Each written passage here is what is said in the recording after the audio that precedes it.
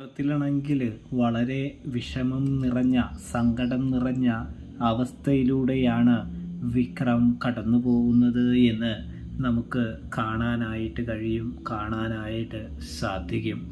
നല്ല രീതിയിൽ തന്നെ വേദയെ വിക്രം മിസ് ചെയ്യുന്നുണ്ട് എന്ന് കാണാൻ കഴിയും. അതുകൊണ്ട് തന്നെ ജയിലിൽ ഒറ്റപ്പെട്ട് കിടക്കുന്ന വിക്രത്തിനാണെങ്കിൽ വേദയെ ഒന്ന് കാണണം, ഒന്ന് അവളുടെ ശബ്ദം കേൾക്കണമെന്നുള്ളൊരാഗ്രഹമുണ്ട്. അത് പലതവണ വിക്രം പ്രകടിപ്പിക്കുന്നുമുണ്ട്. എന്നിരുന്നാലും അതിനുള്ള സമയമോ സാഹചര്യമോ ഒന്നും വിക്രമിന് ലഭിക്കുന്നില്ല. ഒരവസരം പോലും ലഭിക്കുന്നില്ല എന്ന് കാണാം. അതെന്താണ് എന്ന് വിക്രം പലതവണ ചിന്തിക്കുന്നുണ്ട് എന്നും കാണാനായിട്ട് കഴിയും.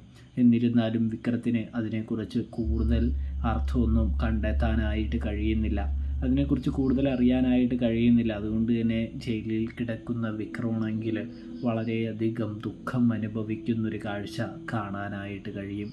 എന്ത് ചെയ്യണം, ഇനി മുന്നോട്ട് എങ്ങനെ പോകണമെന്നൊരു ധാരണയൊന്നും വിക്രത്തിന് ഇല്ലാത്തത് കൊണ്ട് തന്നെ വിക്രം ആകെ പൊട്ടിക്കരയാനായിട്ട് തുടങ്ങുന്നതും പൊട്ടിക്കരയുന്നതും കാണാനായിട്ട് കഴിയും.